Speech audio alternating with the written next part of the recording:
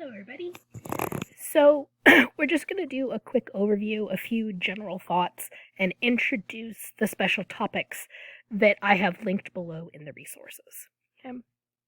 So, here is our region, right? This is the largest of our regions so far. It's huge.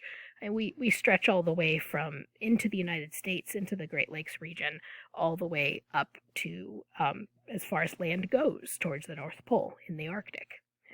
So this is a very large region, covers a huge amount of territory. But how would you describe the physical environment, and how about the population patterns? Okay, so we got the physical geography and the human geography that I'm asking you about. And we're going to cover just a few slides of each.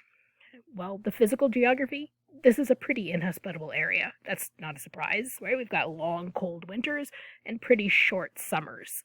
We have, interestingly, this may not be the way that you always think about it, but we actually have pretty low precipitation because remember, a huge part of this area is tundra.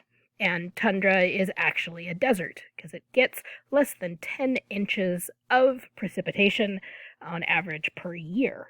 That's what makes a desert. That and the evaporation rates and a few other things. But it's just a cold desert. And so this, while there is a lot of snow and ice buildup, overall the amount of precipitation that arrives each year is relatively low. We also have a whole bunch of poor soils and poor drainage. Remember, of course, that the Canadian Shield, is a huge piece of this area.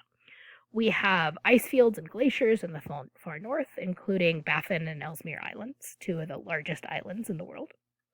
And overall, all of these things, the huge amount of snow and ice pack, the difficult terrain, the poor drainage, right, all of these things make it difficult to move around, just in terms of ease of transportation. And then, of course, there's the distance. The dominant feature of the climate here is the cold. Right. The fact that with climate change that we have the ice melting and the ice pack is melting, and that in many areas you don't even need an icebreaker anymore, which is a pretty massive shift to be able to get through some of the passages.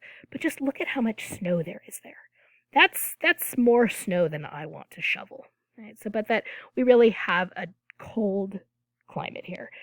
These are fully continental climates. We also have permafrost, and this is the kind of the landscape you get when a permafrost area gets warmer, when the part of the year where the top layer defrosts, because the bottom layers are still frozen, because that is, after all, what permafrost is. There's a subsurface of permanently frozen ground. And so from a few inches down to more than 1,000 feet thick, you have permanently frozen soil. But during summer, the top area, when it gets warmer, that melts. But what's below it is still frozen. And so all of that meltwater gets held on top, and you get bogginess. And so you've got all of that poor drainage because the water doesn't have anywhere to go. I love the side images of permafrost, looking at it, and you can see that there's defrosted soil, but then boom, ice, right? I mean, it's just right there. This has a lot of effects on the region, including affecting transportation and building. Construction of buildings can be very difficult because you have that constant melting and freezing and melting and freezing, so it's difficult to get foundations to be stable.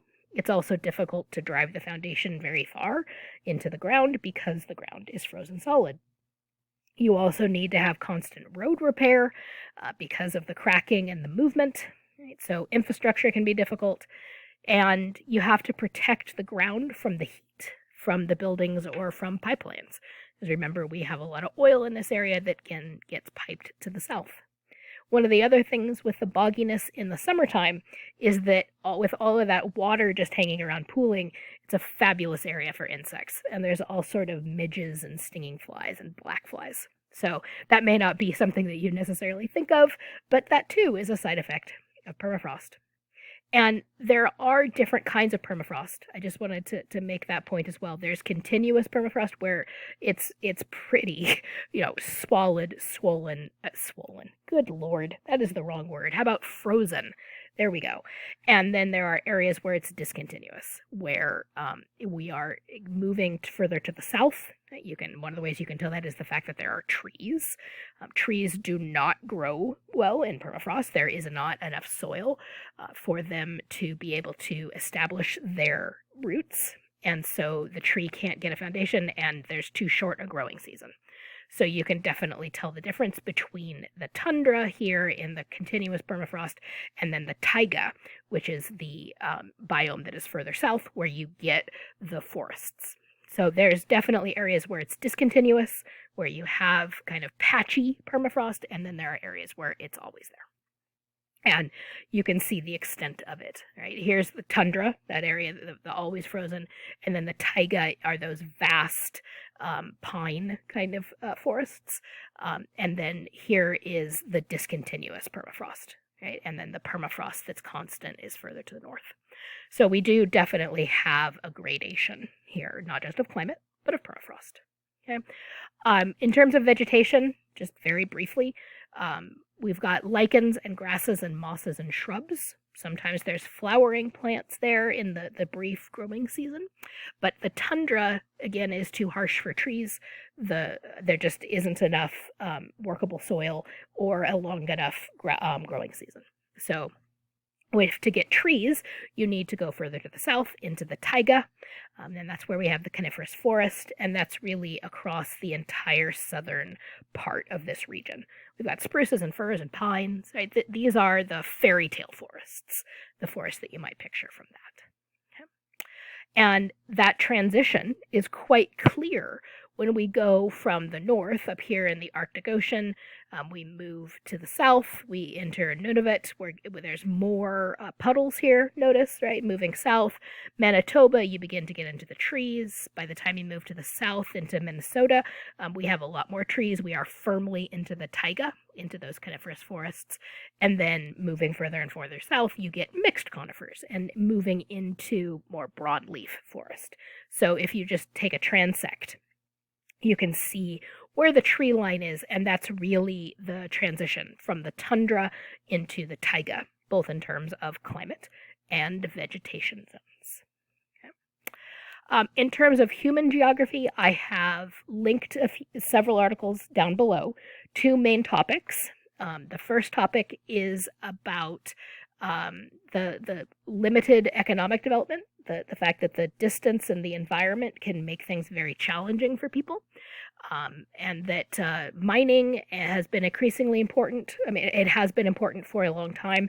Increasingly important has been tourism, the tertiary sector.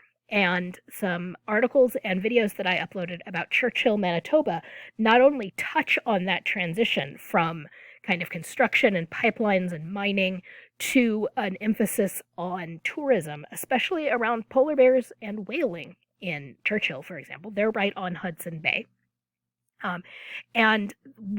Recently, the train, which was the main transportation lifeline and the main economic lifeline to the area, the train got washed out.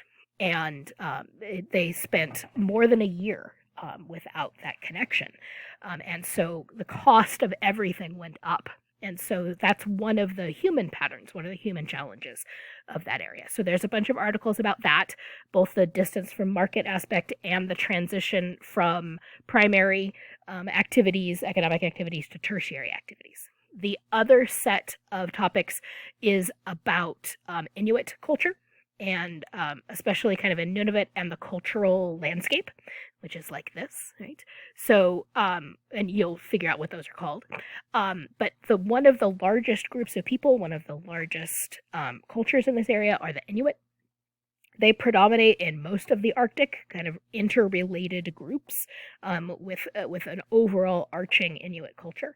The culture extends from Siberia, so into Alaska, right, all the way to the east into Greenland. So this culture, this set of groups covers a large territory. They are probably the most recently arrived Native Americans, somewhere around 4,500 years ago, and they have traditionally lived by hunting and gathering. But as we've discussed in other places, more and more indigenous people are moving to towns and to cities, and that is true here as well. And this kind of stacking of stones as cultural markers, as directional markers, as links between the spiritual world and the physical world, as methods of conveying information about how deep the snow is or which direction is the best fishing or hunting. I've put some information about those as well because they are a really fascinating piece of the cultural landscape. Okay. So enjoy those resources and let me know what questions you have.